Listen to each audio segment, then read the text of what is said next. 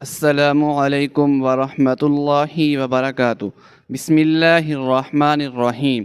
حضرت ابو ہریرہ رضی اللہ تعالی عنہ سے مروی ہے کہ میں نے رسول اکرم صلی اللہ علیہ وآلہ وسلم سے عرض کی، اے اللہ کے رسول صلی اللہ علیہ وآلہ وسلم، ہمیں جنت کے بارے میں بتائیے گا۔ حضرت محمد صلی اللہ علیہ وآلہ وسلم نے ارشاد فرمایا، جنت کی زمین سفید اور مٹی زعفران سے بنائی گئی ہے، اس میں سونے اور چاندی کی اینٹیں جن کو مشک کے گارے اور موتیوں کنکریوں سے لگایا گیا ہے۔ حدیث پاک میں ہے، حضور صلی اللہ علیہ وسلم نے فرمایا کہ جنت میں سب سے کم ترین جنتی کو 80,000 نوکر اور 72 حوروں سے نوازا جائے گا۔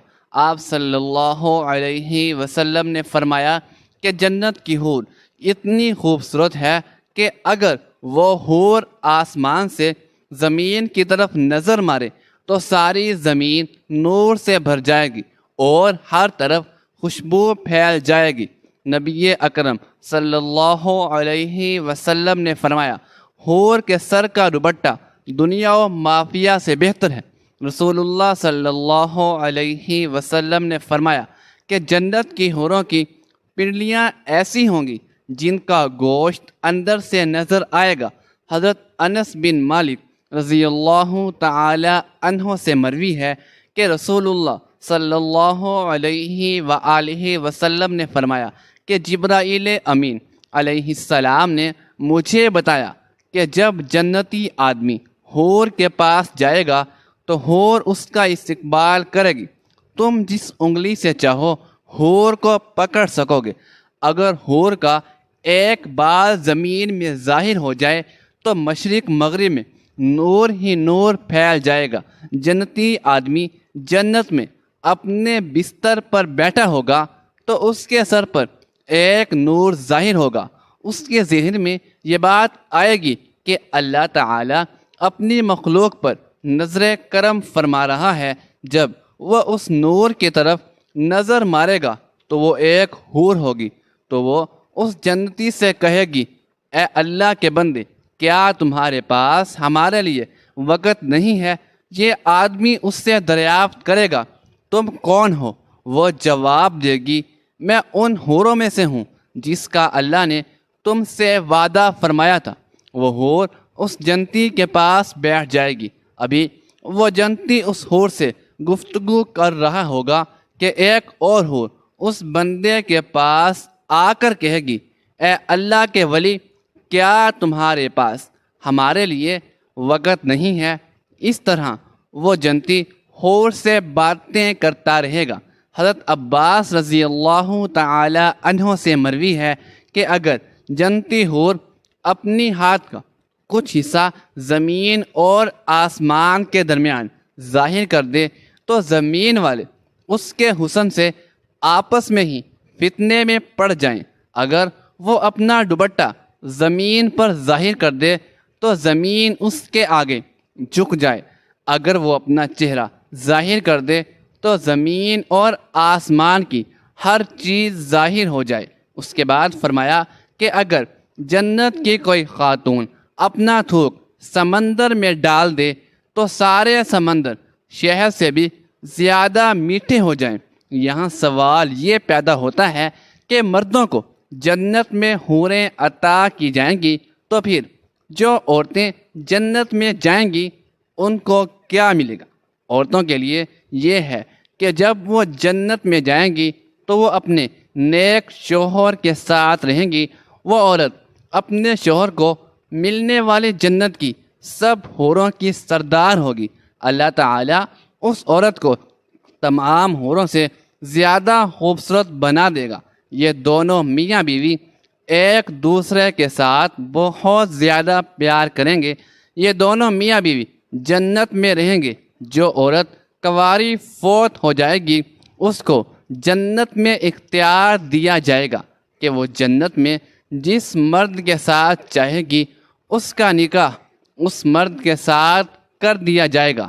ایک عورت نے حضرت محمد مصطفیٰ صلی اللہ علیہ وآلہ وسلم سے دریافت کیا، جب کسی عورت کا شوہر فوت ہو جاتا ہے، ہم اس کے بعد دوسرے سے نکاح کر لیتے ہیں، ان میں سے جنت میں اس عورت کا شوہر کون ہوگا؟ حضرت محمد صلی اللہ علیہ وآلہ وسلم نے فرمایا، عورت جس مرد کے ساتھ چاہے گی جنت میں رہ سکے گی، یعنی ان دونوں میں سے جس کے ساتھ چاہے گی وہ رہ سکتی ہے۔ سلمہ رضی اللہ تعالی عنہ حضرت محمد صلی اللہ علیہ وآلہ وسلم سے عرض کرنے لگی، یا رسول اللہ صلی اللہ علیہ وآلہ وسلم، مجھے یہ بتائیں کہ جنت کی حور بہتر ہے کہ یا دنیا کی نیک عورت بہتر ہے؟ آپ صلی اللہ علیہ وآلہ وسلم نے فرمایا کہ دنیا والی عورت کو جنت والی عورت پر فضیلت حاصل ہوگی جو باہر والے کپڑے کو اندر والے کپڑے پر حاصل ہوتی ہے۔ المؤمنین حضرت عائشہ صدیقہ رضی اللہ تعالی عنہا فرماتی ہیں کہ جب میں نے یہ سنا تو میرے دل پر بہت بڑا صدمہ لگا اور جلدی سے گھر واپس آ کر حضور صلی اللہ علیہ وآلہ وسلم کا انتظار کرنے لگی۔ جب آپ صلی اللہ علیہ وسلم مسجد سے تشریف لائے تو میں آپ صلی اللہ علیہ وآلہ وسلم کے سامنے آئی اور سلام کیا۔ آپ نے سلام کا جواب دیا لیکن چہرہ دوسری طرف پھیر لیا۔ میں دوسری طرف آئی مگر حضور صلی اللہ علیہ وسلم نے اپنی نگاہیں دوسری طرف کر لی۔ آپ صلی اللہ علیہ وسلم کی خاموش نگاہوں نے مجھے بہت ساری باتیں سکھا دی تھی۔ اس وقت آپ صلی اللہ علیہ وسلم کی طبیعت پر بوجھ ہے اور آپ مجھ سے کوئی بات نہیں کرنا چاہتے۔ میں نے سوچا کہ چلو میں اپنے ماں باپ کے گھر چلی جاتی ہوں تاکہ صحیح حالات کا پتہ چل سکے کہ آخر میرے بارے میں کیسی کیسی باتیں کی جا رہی ہیں۔ تو میں نے گھر جانے کی اجازت چاہی تو آپ صلی اللہ علیہ وآلہ وسلم نے اشارے سے فرما دیا کہ ہاں چلے جاؤ۔ المؤمنین حضرت عائشہ صدیقہ رضی اللہ تعالی عنہا فرماتی ہیں کہ جب میں گھر میں پہنچی تو میری امی نے دروازہ کھولا۔ میں نے دیکھا کہ میری امی جان کی آنکھیں رو رو کر لال ہو چکی ہیں، پریشان چہرے کے ساتھ وہ میرے سامنے کھڑی ہیں۔ میں نے پوچھا کہ امی جان کیا ہوا، لیکن وہ بالکل خاموش رہی، مجھے کوئی جواب نہ دیا اور ان کی آنکھوں سے آنسو ٹپکنا شروع ہو گئے۔ میں نے پوچھا امی میرے ابو کدھر ہیں؟ تو انہوں نے چار پائے کی طرف اشارہ کر دیا۔ میں نے دیکھا کہ میرے ابو حضرت ابوبکر صدیق رضی اللہ تعالی عنہ چار پائی پر بیٹھے قرآن پاک پڑھ رہی ہیں۔ ایک ایک آیت پر ان کی آنکھوں سے آنسو برابر گرتے جا رہے ہیں۔ المؤمنین حضرت عائشہ صدیقہ رضی اللہ تعالی عنہا فرماتی ہیں کہ جب میں نے گھر میں بھی ایسا غم کا ماحول دیکھا تو میری طبیعت اور زیادہ پریشان ہو گئی۔ میں نے سوچا کہ اب میں کیا کروں کہ جن پر مجھے بھروسہ تھا، جو میری زندگی کے رکھوالے تھے، وہ بھی آج مجھ سے ناراض ہوئے ہیں، ماں باپ بھی آج مجھ سے جدا ہیں، میں آج کہاں جاؤں گی؟ دل میں خیال آیا کہ کیوں نہ میں اپنے اللہ کی طرف متوجہ ہو جاؤں۔ اس لیے حضرت عائشہ صدیقہ رضی اللہ تعالی عنہا فرماتی ہیں کہ میں نے وضو کیا اور گھر کے ایک کونے کی طرف جانے لگی تو امی نے پوچھا کہ اے عائشہ صدیقہ کدھر جا رہی ہو؟ کیونکہ ان کو ڈر لگ رہا تھا کہ میری بیٹی پریشان ہے، ایسا نہ ہو کہ کوئی بڑا فیصلہ کر کے خود کو ہلاک نہ کر لے۔ تو فرماتی ہیں کہ میں نے امی جان کو کہا کہ امی میں اپنے رب کے حضور دعائیں کرنے جا رہی ہوں۔ المؤمنین حضرت عائشہ صدیقہ رضی اللہ تعالی عنہا فرماتی ہیں کہ میں نے مصلی بچھایا اور سجدے میں سر رکھ کر دعائیں مانگنی شروع کر دی۔ کہ اے میرے پروردگار، اے فریادوں کی فریاد سننے والے اللہ، تیرے مقبول بندوں پر جب بھی کوئی ایسا وقت آیا تو اے اللہ تو نے ہی ان کی مدد فرمائی۔ اے اللہ، جب حضرت یوسف علیہ السلام پر الزام لگایا گیا تھا تو آپ نے ایک بچے سے گواہی دلوا کر انہیں بچایا۔ اے اللہ، حضرت مریم علیہ السلام پر الزام لگایا گیا تو آپ نے ہی ان کے شیر خوار بچے سے پاک دامنی کی گواہی دلوائی۔ اے اللہ، آج تیرے محبوب کی عائشہ صدیقہ رضی اللہ تعالی عنہا تیرے دروازے پر حاضر ہے اور فریاد کرتی ہے کہ مجھ پر بھی تہمت لگی ہے۔ اے اللہ، تو حمیرہ کی مدد فرما، میرے شوہر نے بھی اس وقت میرا ساتھ چھوڑ دیا ہے، اب آپ کے علاوہ میرا کوئی سہارا نہیں ہے جو اس کمزور کو تسلی دے سکے۔ اے اللہ، میری مدد فرما۔ ام المؤمنین حضرت عائشہ صدیقہ رضی اللہ تعالی عنہا رو رو کر دعائیں کر رہی تھی، ادھر دعائیں مانگی جا رہی تھی اور ادھر حضور صلی اللہ علیہ وآلہ وسلم نے مسجد نبوی میں ایک مجلس مشاورت قائم کی ہوئی تھی، جس میں حضرت عائشہ صدیقہ رضی اللہ تعالی عنہا کے والد محترم حضرت ابوبکر صدیق رضی اللہ تعالی عنہ کے علاوہ باقی سارے بڑے بڑے صحابہ اکرام موجود تھے۔ حضور صلی اللہ علیہ وآلہ وسلم سب کے بیچ غم زدہ بیٹھے تھے۔ صحابہ اکرام رضوان اللہ تعالی علیہم اجمعین کے چہروں پر اداسی تھی، کیونکہ وہ اپنے محبوب صلی اللہ علیہ وسلم کے چہرے کو غم زدہ دیکھ رہے تھے، کہ جس کی وجہ سے صحابہ اکرام کی بھی طبیعت کچھ عجیب سی بن چکی تھی۔ اس لیے کچھ صحابہ اکرام تو سکیاں لے لے کر رو رہے تھے۔ حضور اکرم صلی اللہ علیہ وآلہ وسلم نے اپنے صحابہ اکرام سے پوچھا کہ اس معاملے میں تم کیا مشورہ دیتے ہو؟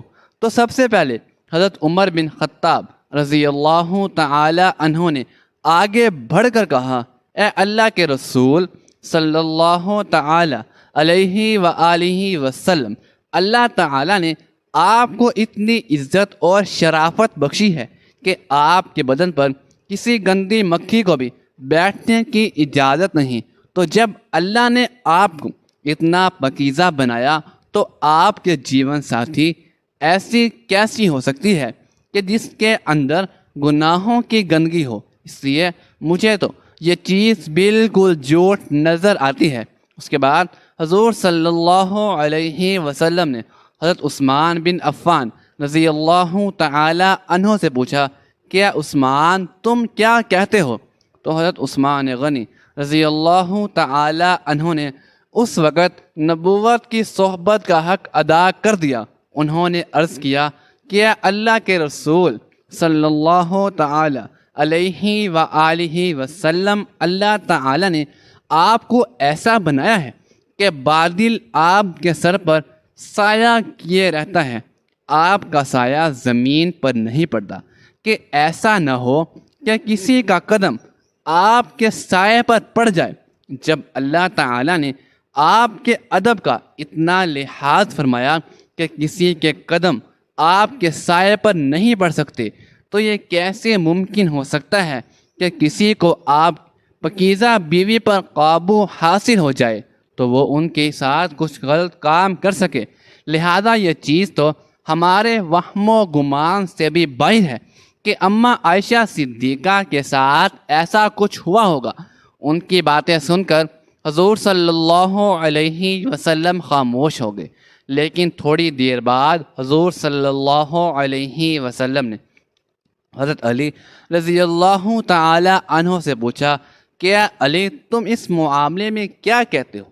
تو حضرت علی کرم اللہ وجہ الکریم نے عرض کیا، اے اللہ کے رسول صلی اللہ علیہ وسلم، ایک بار میں نے دیکھا کہ آپ کے جوتوں میں کچھ گندگی لگ گئی تھی، لیکن آپ صلی اللہ علیہ وسلم کو تو اس کی خبر نہیں تھی، اس لیے آپ نے جب ان جوتوں کو پہننا چاہا تو اللہ رب العالمین نے حضرت جبرائیل امین علیہ السلام کو بھیج کر آپ کو اطلاع فرما دی کہ آپ کے جوتوں میں کچھ گندگی لگی ہوئی ہے، تو اے اللہ کے رسول صلی اللہ تعالی علیہ وآلہ وسلم، جب جوتوں پر گندگی لگی ہوئی تھی تو آپ کو بتا دیا گیا، تو اگر آپ کے گھر والوں کے ساتھ کوئی ایسا معاملہ ہوتا تو آپ کو کیوں نہ بتایا جاتا؟ اس لیے مجھے یہ بات کچھ ٹھیک نظر نہیں آتی۔ حضور صلی اللہ علیہ وسلم پھر سے خاموش ہو گئے۔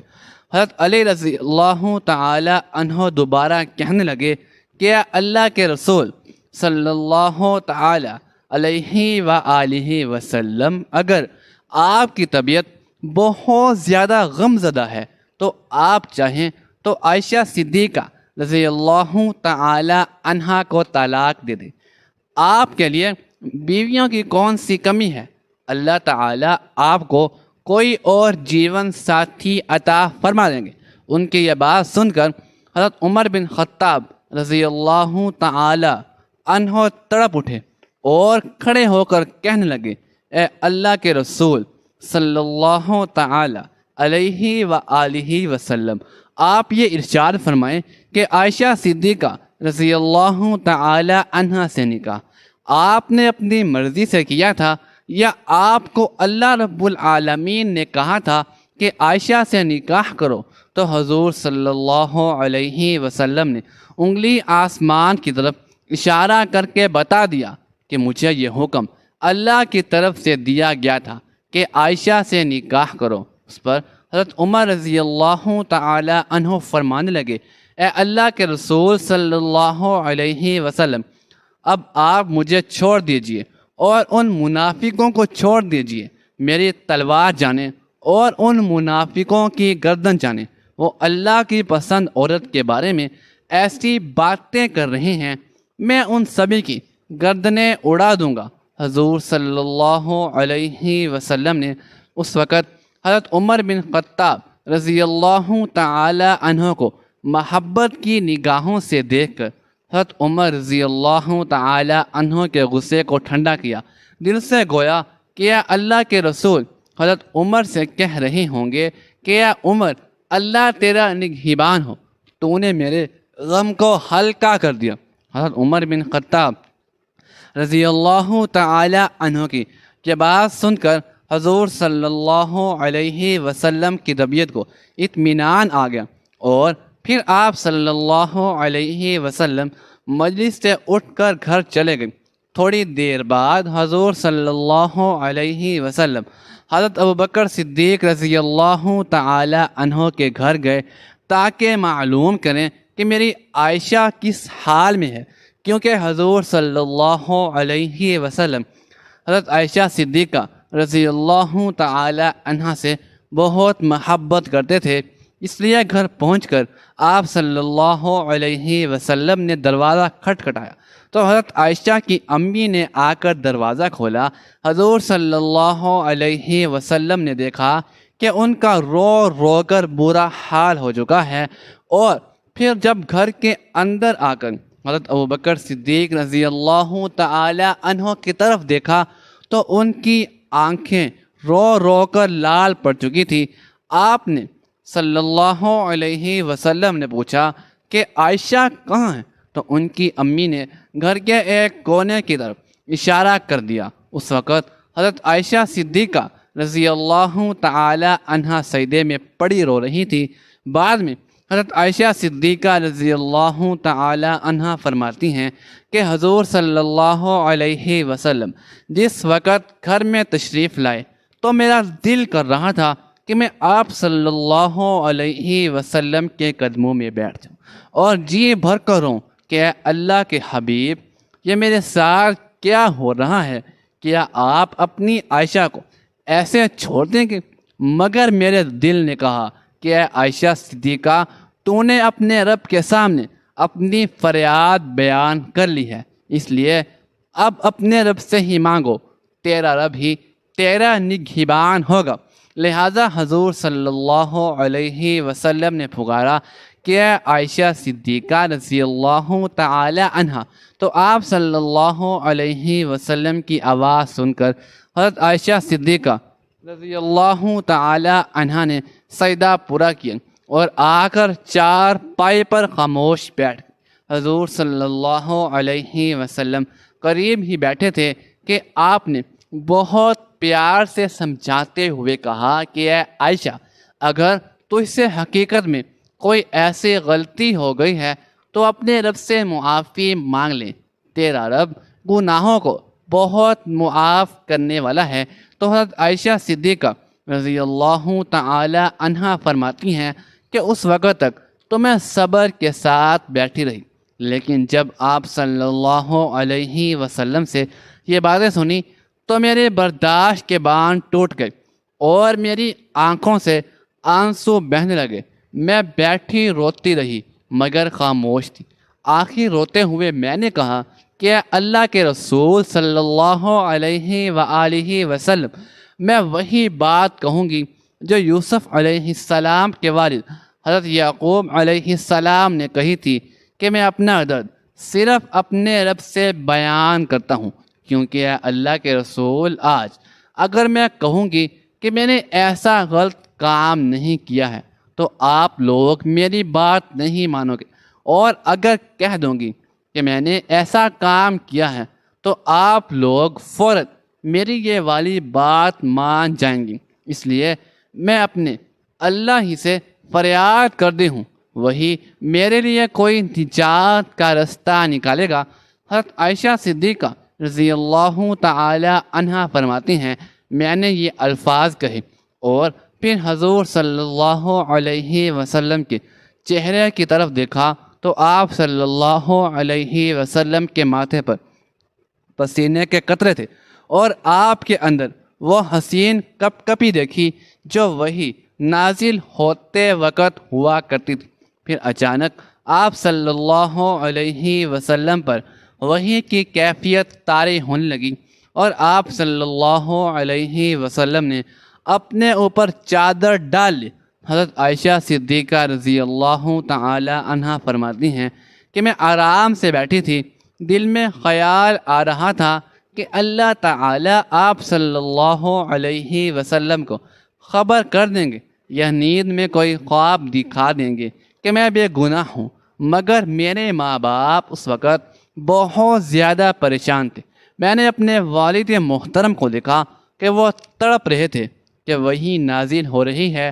ایک بار ایک یہودی اللہ کے نبی صلی اللہ علیہ وسلم کی بارگاہ میں حاضر ہو کر کہنے لگا، یا رسول اللہ صلی اللہ علیہ وآلہ وسلم، جنت میں لوگ کھائیں پیئیں گے۔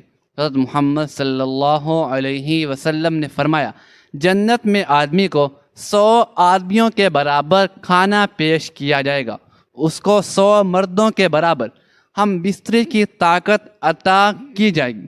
یہودی نے کہا کہ جب کوئی مرد یا عورت جنت میں کھائے پیے گا اس کو جنت میں قضائے حاجت کی ضرورت تو پیش آئے گی۔ اس پر نبی اکرم صلی اللہ علیہ وسلم نے فرمایا کہ جنتیوں کی حاجت اس کے پسینے کے راستے سے خارج ہو جائے گی، ان کے پسینے سے مشک کی طرح خوشبو آئے گی۔ جنت میں انسان جو کچھ چاہے گا وہ اس کو عطا کیا جائے گا۔ ایک روایت میں ہے کہ مرد اپنا ہاتھ اس عورت کی کمر پر رکھے گا تو سامنے طرف سے سینے کی طرف کپڑے اور گوشت کے اندر اپنا ہاتھ دیکھ لے گا۔ مزے کی بات تو یہ ہے کہ مرد جب بھی حور سے صحبت کرنے جائے گا تو اسے ہر بار کنواری ہی پائے گا، لیکن اس ہم بستری سے کسی کو کوئی تکلیف نہ ہوگی اور نہ کوئی رطوبت اور خون کا اخراج ہوگا۔ مرد اپنی حور کے ساتھ جسم کو ویسا ہی پائے گا جیسا وہ چاہے گا۔ امام احمد نے حدیث نمبر 15773 میں حضرت ابو زین عقیلی رضی اللہ تعالی عنہ سے روایت کی ہے کہ حضور صلی اللہ علیہ وسلم نے فرمایا، نیک مرد اور نیک عورتیں جنت میں ایسے ہی لذت پائے گی جیسے تم دنیا میں لذت پاتے ہو اور وہ تم سے لذت حاصل کرتی ہیں، اور اگر مومن جنت میں یہ خواہش کرے گا کہ اس کی اولاد پیدا ہو تو اللہ پاک اس کی یہ بھی خواہش پوری فرما دے گا، کیونکہ جنت میں جنتیوں کی کوئی بھی ایسی خواہش نہ ہوگی جسے پورا نہ کیا جائے۔ اس بارے میں ترمذی شریف کی حدیث نمبر 2563 پیش کی جاتی ہے۔ حضرت ابو سعید خدری رضی اللہ تعالی عنہ سے روایت ہے کہ رسول اللہ صلی اللہ تعالی علیہ وآلہ وسلم نے فرمایا، مومن جنت میں جب اولاد چاہے گا تو حمل، زندگی اور پرورش اسی وقت ہو جائے گی جیسے وہ چاہے گا۔ البانی رحمۃ اللہ علیہ نے صحیح الجامع 6649 میں صحیح کہا ہے کہ اب حمل کا ٹھہرنا، مدت مکمل ہونا اور اس کے بعد 33 سالہ جوان ایک ہی لمحے میں ہو جانا اس حدیث میں ثابت ہے، اور قابل ذکر یہ ہے کہ حدیث میں لفظ استعمال ہوا کہ جیسے وہ چاہے گا، مطلب یہ ہے کہ لڑکا اور لڑکی جو جنتی چاہے گا وہی پیدا ہوگا۔ حدیث مبارکہ سے یہ بھی ثابت ہوتا ہے کہ جنت کی اولاد دنیاوی اولاد کی طرح نہ ہوگی، بلکہ یہ سارا مرحلہ ایک ہی لمحے میں مکمل ہو جائے گا، اور چونکہ جنت میں چھوٹے بچے نہ ہوں گے اس لیے بچہ پیدا ہوتے ساتھ ہی 33 سال کا کڑیل نوجوان بن جائے گا۔ اللہ تعالی ہمیں نیک کاروں میں شامل فرمائے اور ہمارا خاتمہ بالخیر فرمائے، آمین ثم آمین۔ ناظرین، کمنٹ باکس میں اللہ تعالیٰ کے 99 ناموں میں سے ایک نام ضرور ٹائپ کیجیے گا۔ شکریہ، اللہ حافظ۔